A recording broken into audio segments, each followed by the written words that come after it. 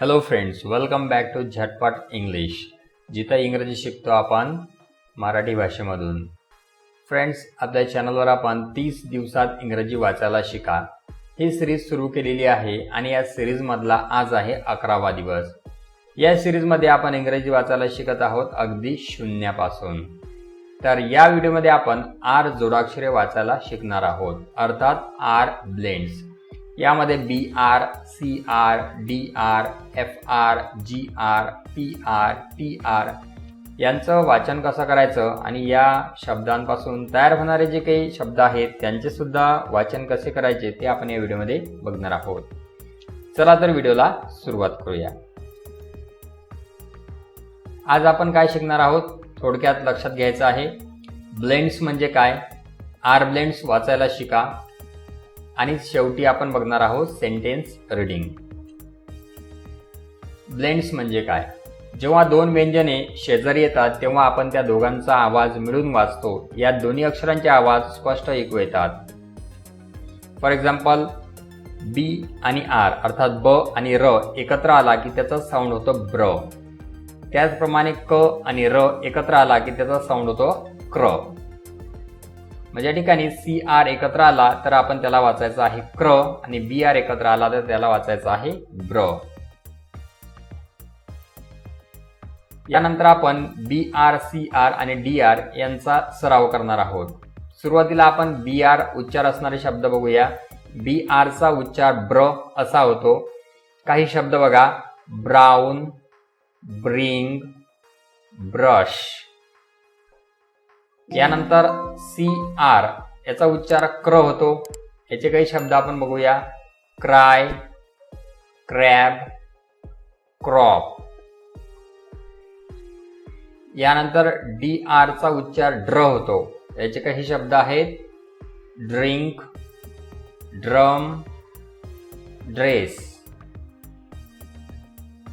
यानंतर FR आणि GR यांचा सराव आपण करणार आहोत. FR याचा उच्चार होतो फ्रो आणि त्याचे शब्द याप्रमाणे आहेत, फ्रॉग, फ्री, फ्रॉम. आणि GR याचा उच्चार होतो ग्र आणि त्याचे शब्द आहेत green, grass, grapes.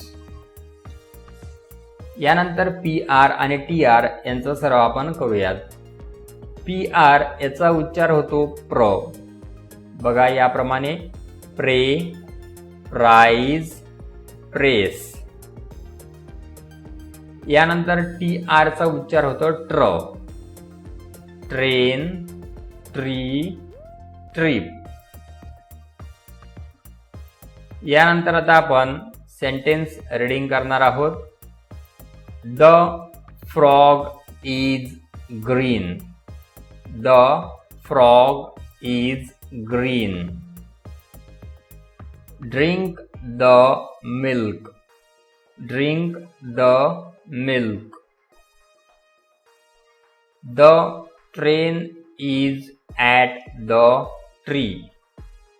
The train is at the tree. Pray for the prize. Pray for the prize. यानंतर आजचा होमवर्क. खालील शब्दांचे मराठी उच्चार कमेंट करा. या ठिकाणी 2 वर्ड्स तुम्हाला दिलेले आहेत आणि यांचा उच्चार काय होतो ते आपण मला कमेंट करायचं आहे. त्यासोबतच आज जे आपण 21 शब्द शिकलेलं आहोत ते एका वहीमध्ये लिहायचे आहेत आणि 5 वेळा मोठ्याने वाचायचे आहेत. या ठिकाणी लक्षात ठेवायचं आहे की जे शब्द आपण या ठिकाणी घेतलेले आहेत त्यांचा उच्चार सुद्धा वहीमध्ये लिहायचा आहे.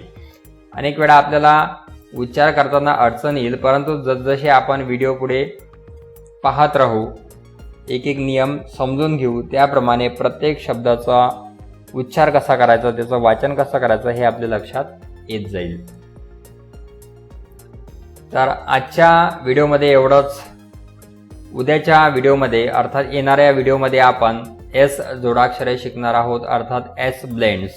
S या अक्षराचा उपयोग करून तयार होणारे जे काही जोडाक्षर आहे त्यांचा उच्चार कसा करायचा त्यांच्यापासून तयार होणारे जे शब्द आहेत त्यांना कसं वाचायचं हे आपण येणाऱ्या व्हिडिओमध्ये बघणार आहोत.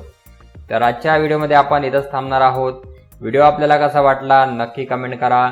व्हिडिओ आवडल्यास लाईक, शेअर आणि सबस्क्राईब करायला विसरू नका. आणि सोबतच ही सिरीज आपल्याला कशी वाटत आहे ते सुद्धा मला कमेंट करा. तर पुन्हा भेटूया पुढच्या व्हिडिओमध्ये. तोपर्यंत goodbye and take care. Keep learning, keep reading.